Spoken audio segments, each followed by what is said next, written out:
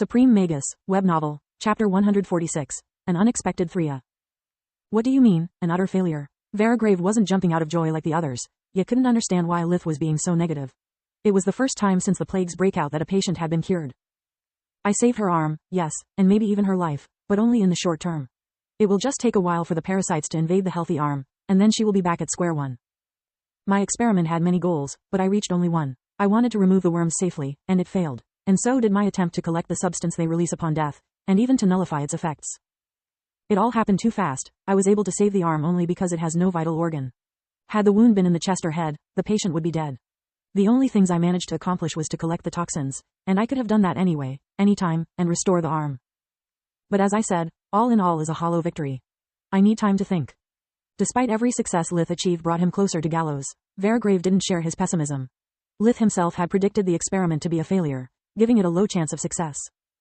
The patient wasn't dead, on the contrary, her conditions had improved. It was a small step, but a step forward nonetheless.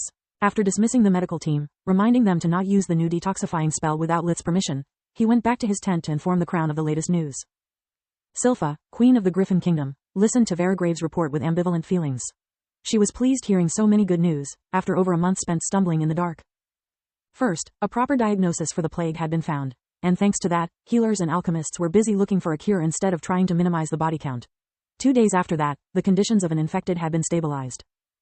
Yet she was bewildered by how things were moving fast. It was completely out of her predictions. When Silpha had forced Linhos to send help, threatening his life, it had been a punishment for his incompetence in handling Minoer. Every time the runaway genius disappeared, she could only pray for nothing bad to happen. And when her pleas fell on deaf ears, she would inevitably let down the crown's most loyal supporters, undermining her prestige and authority. This time it was even worse. Thousands of lives were at stake. An entire region was about to be burned to the ground. She had just wanted to teach him a lesson, showing how heavy were the consequences of letting one of their most prized assets slip away. The recent events were a pleasant surprise, but a surprise nonetheless. Silpha needed answers, and she knew who could provide them. Right after hanging the call with Varagrave, she called the royal captain, the commanding officer of all the Queen's core units. Your Majesty, to what do I owe the pleasure of your call? Cut the CR*P, Miram, I'm not in the mood. You were never in the mood, Silpha. Marchioness Distar was at her work desk, as usual, swamped in paperwork. We know from over 30 years, so I'm asking you as your friend, not as your queen. Why did you lie to me? Miram was flabbergasted by the allegation, her eyes wide open from the surprise. I have no idea what you are talking about.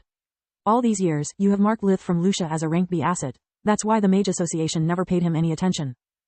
And that's exactly the value he holds for the kingdom, Miram rebuked. Yet, once he entered the White Griffin Academy per your recommendation, he proved to be a rank A talent. Then, he brought you the box and the coded letter, and now is providing invaluable help against the plague. Do you deny it?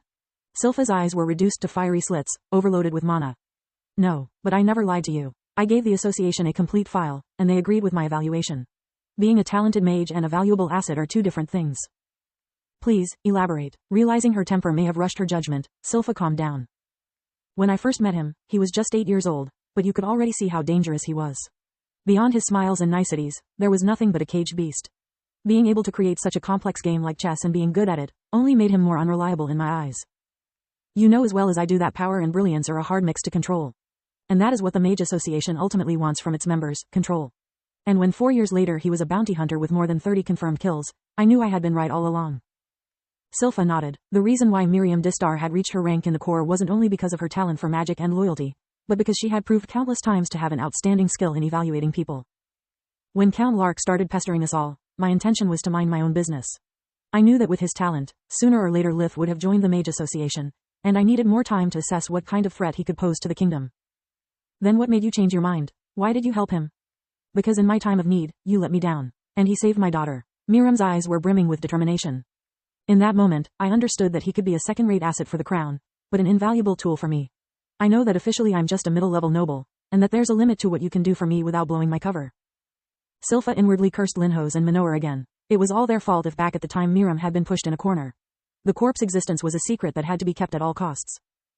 The queen would not use them to help a friend, nor to save her own children. If miracles started to happen whenever the crown or one of their most loyal retainers were in danger, the rumors about them would turn into a certainty. That was the reason why they had made Minoer the royal healer, why he was so important. But if even after everything I have sacrificed for the kingdom, you can't even guarantee the safety of my husband and daughter, then you can take back my rank and status, and shove them up your ass. Silpha let her old friend rant slide. As a mother, she could understand her feelings. What level of threat are we talking about? Talking about her job, Miriam regained her cool. I estimate him as a rank A mage, and a rank S threat for the kingdom. What? Why? The shock was so big Silpha could not go past monosyllables.